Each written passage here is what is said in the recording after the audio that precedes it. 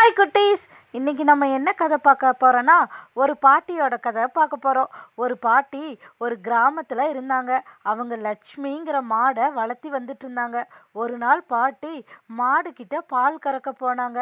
பால் கறந்த உடனே அன்னைக்கு ரொம்ப பால் அதிகமாக கொடுத்தது மாடு. பாட்டி முடிவு பண்ணாங்க, இந்த பாலெல்லாம் நம்ம வீண் பண்ணக்கூடாது, வெண்ணெயாக செய்யலான்னு. பாட்டி வெண்ணெய் செஞ்சு அதை சாப்பிட்டும் பார்த்தாங்க. அவ்வளோ இருந்தது. அப்ப பாட்டி இதை கொண்டு போய் நம்ம சந்தையில் விற்கலான்னு நினைச்சாங்க.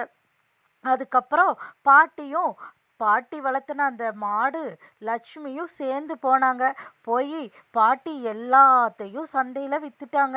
நிறையா லாபமும் கிடைச்சிது பாட்டிக்கு. அப்போ பாட்டி ஒரு முடிவு பண்ணாங்க, நம்ம ஏன் சின்னதாக ஒரு கடை வைக்கக்கூடாது, அதுவும் நம்ம லட்சுமி பேர்லேயே வைக்கலான்னு அவங்க ஒரு வெண்ணெய் கடையை வச்சாங்க. அந்த வெண்ணெய் கடையில் காலையில் நேரமாக போய் வெண்ணெய் செய்ய ஆரம்பித்தாங்க. நல்ல சுத்தமான வெண்ணெயாக செஞ்சாங்க. அது ஊர் மக்களுக்கு எல்லாத்துக்கும் பிடிச்சி போச்சு. அவங்க எல்லாரும் பாட்டிக்கிட்ட விரும்பி வெண்ணெய் வாங்க ஆரம்பித்தாங்க. பயங்கரமாக கூட்டம் வரவும் ஆரம்பிச்சுது. மறுநாள் எப்பையும் போல் பாட்டி வெண்ணெய் செய்கிறதுக்காக கடைக்கு போயிட்டாங்க.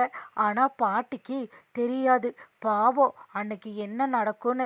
பாட்டி போய் எப்பவும் போல் அடுப்பை பற்றினாங்க. ஆனால் டம்முன்னு வெடிச்சிருச்சு. வெடித்த உடனே பாட்டி அங்கேயே இறந்துட்டாங்க. மாடு லக்ஷ்மி ரொம்ப அழுக ஆரம்பிச்சிருச்சு.